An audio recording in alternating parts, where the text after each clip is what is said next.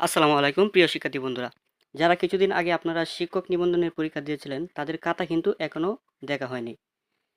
আমরা daily campus নিউজটির মাধ্যমে জানতে পারি এখনও দেখা হয়নি শিক্ষক নিবন্ধনের খাতা, আগামী মাসে দিতে হবে তার ফল। প্রিয় শিক্ষার্থী বন্ধুরা, শিক্ষক নিবন্ধনের লিখিত পরীক্ষার ফল 60 দিনের মধ্যে প্রকাশের বাধ্যবাধকতা আছে।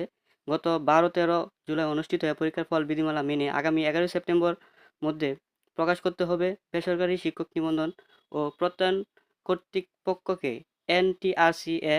তবে এখনও লিখিত পরীক্ষার খাতা দেখা শুরু হয়নি।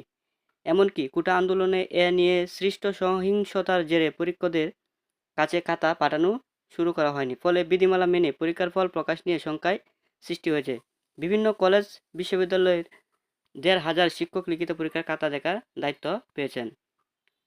এনটিআরসি একাধিক কর্মচারীর বিষয়টি দ্য ডেইলি ক্যাম্পাসে নিশ্চিত করেছেন। তারা জানান, অস্থিরতার জেরে খাতা পরীক্ষকদের কাছে পাঠানো যায়নি। এ পরীক্ষার ফল কবে প্রকাশিত হবে সে বিষয়ে কোনো মন্তব্য করতে রাজি হননি কর্মচারীরা। তবে আগামী মাসের মধ্যেই সেই পরীক্ষার ফলাফল দিতে হবে তা জানালেন।